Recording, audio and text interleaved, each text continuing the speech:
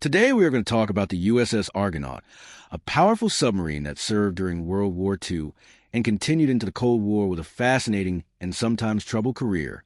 The USS Argonaut, designated SS-475, was a Tench-class diesel-electric submarine built at the Portsmouth Naval Shipyard in Maine.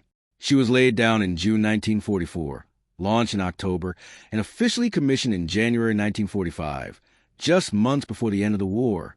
After initial training along the East Coast and in Florida, Argonaut made her way through the Panama Canal and into the Pacific. By late June 1945, she began her first and only war patrol.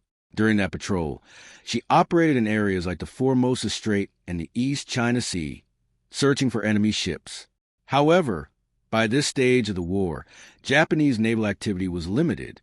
Her only confirmed combat action came in August when she sank a small Japanese vessel using her deck guns.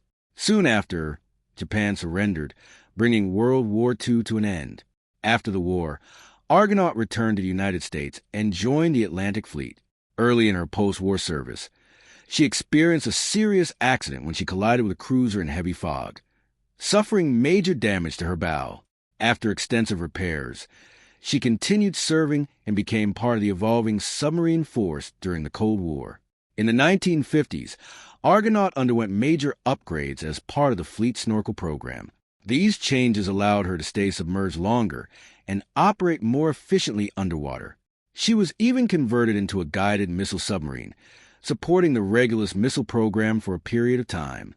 Throughout the 1960s, Argonaut operated along the East Coast and made several deployments to the Mediterranean Sea, visiting ports across Europe and supporting NATO operations.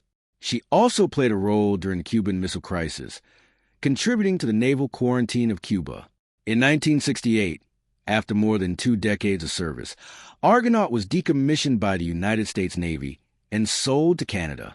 She was recommissioned as HMCS Rainbow and continued to serve as a training submarine until 1974. After being retired by Canada, the submarine was returned to the United States and eventually scrapped in 1977, marking the end of a long and varied career. From World War II patrols to Cold War missions and even service under another flag, the USS Argonaut remains a unique example of how submarines adapted to a rapidly changing world.